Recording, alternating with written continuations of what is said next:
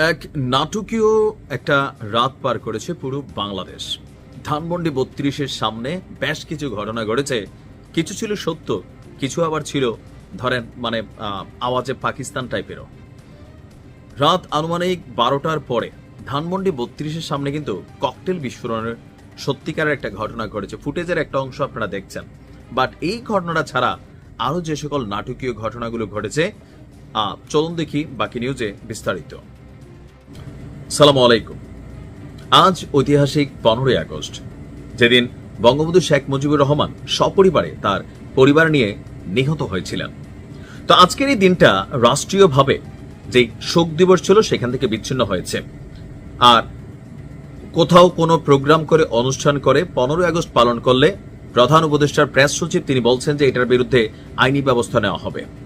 তো যাই হোক, এই যখন অবস্থা, গতকালকে হঠাৎ করেই ধানমন্ডি ৩২ যখন ভাঙা হলো, তখন ম্যাক্সিমাম লোক ধারণা করছিল এই ঘটনায় জামাত এবং এনসিপি তারা মিলা এই ঘটনা ঘটেছে। বিএনপি অনেকটা প্রতিক্রিয়া জানিয়েছিল পজিটিভলি। বাট গতকালকে রাত্রে হঠাৎ করে যখন আমরা দেখলাম যে ধানমন্ডিতে বিএনপির নেতাকর্মীরা একের পর এক সেখানে অবস্থান নিচ্ছেন, এবং কি সজীবজের জয়ের যে ডাক ছিল, আহ্বান ছিল, সেটাকে প্রতিহত করার জন্য পলিটিক্যালি তারা সেখানে অবস্থান নিয়েছেন। এর মাঝখানে বেশ কিছু নাটকীয় ঘটনা ঘটেছে। একদিকে হঠাৎ করে একটা আওয়াজ হইল, বিকট কাণ্ড, পাবলিক কথা বলতেছে, বক্তব্য দিচ্ছে, টেলিভিশনের ক্যামেরা ধাম করে আওয়াজ, ভাই যে যার মতন দৌড় দিল। তারপরে জনগণের খেয়াল হইল কোথায় এই ককটেল ফাটছে, বোমা ফাটছে, দেখা দরকার। উৎসুক জাতি দৌড়ে দৌড়ে যাইয়া হতাশ, কেন? গাড়ির টায়ার ফাটছে। থাকে না যে সিচুয়েশনটাই এমন যে একটা সাইকেলের চাকা ব্রাস্ট হলেও ভয় কাজ করতেছে, আওয়ামী লীগ কোন দিক দিয়ে এসে আবার কোনো নাশকতা ঘটাইতেছি কিনা। কিন্তু গোয়েন্দা তথ্য আছে নাশকতা ঘটার। আজকের দিনেও বাংলাদেশের 7টি জেলাকে রিস্কি ধরা হয়েছে। তো যাই হোক, এই গেল টায়ার কাণ্ড। এর আগে দিয়ে ঘটল আরো 2 কাণ্ড।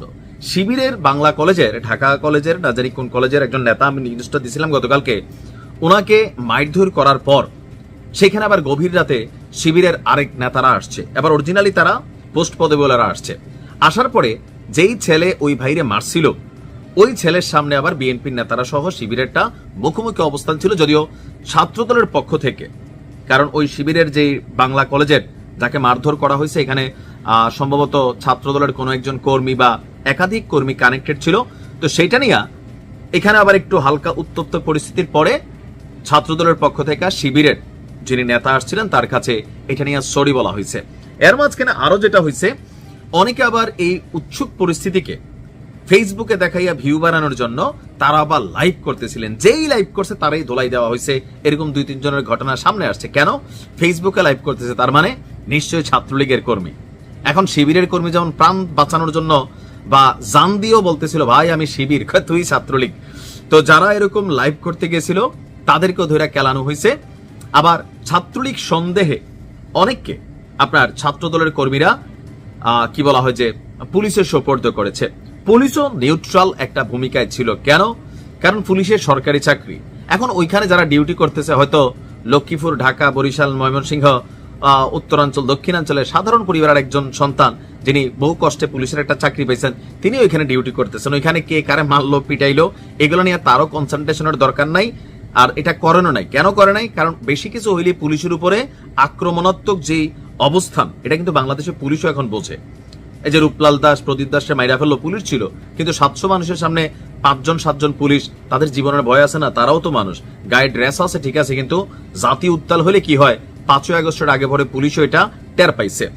তো এরকম নানান ঘটনায় গতকালকে রাতটা গেছে। তবে সারা রাত বলতে সময় আমি যতক্ষণ পর্যন্ত নিউজটা রেকর্ড করছি, দফায় দফায় মিছিল টিছিল দেখছি, মানুষের ভিড় আছে, কেউ দেখতে যাচ্ছে আরে কি হচ্ছে, বাঙালি যেটা পছন্দ করি। অপরদিকে এই টোটাল কর্মকাণ্ড দেখে আওয়ামী লীগের নেতাকর্মীরা ফেসবুকে হাহারি এক দিচ্ছে।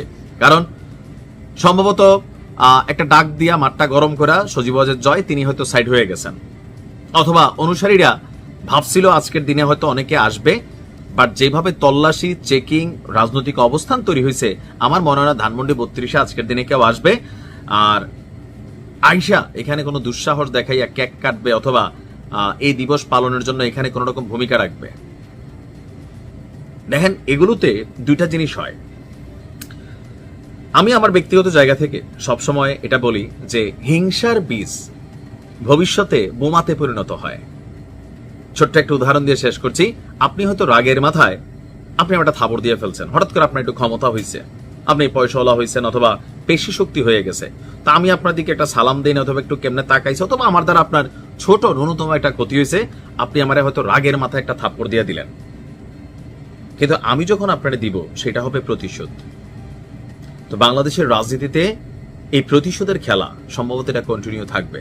আজকের দিনে যা যা ঘটবে এগুলা আওয়ামী লীগের কাছে আগামী দিনে 10 বছর 20 বছর পরে হোক এই বিষয়গুলোকে পুঁজি করা হয়তো আরো তখন নতুন বিভৎস আরো কিছু ঘটনা ঘটবে।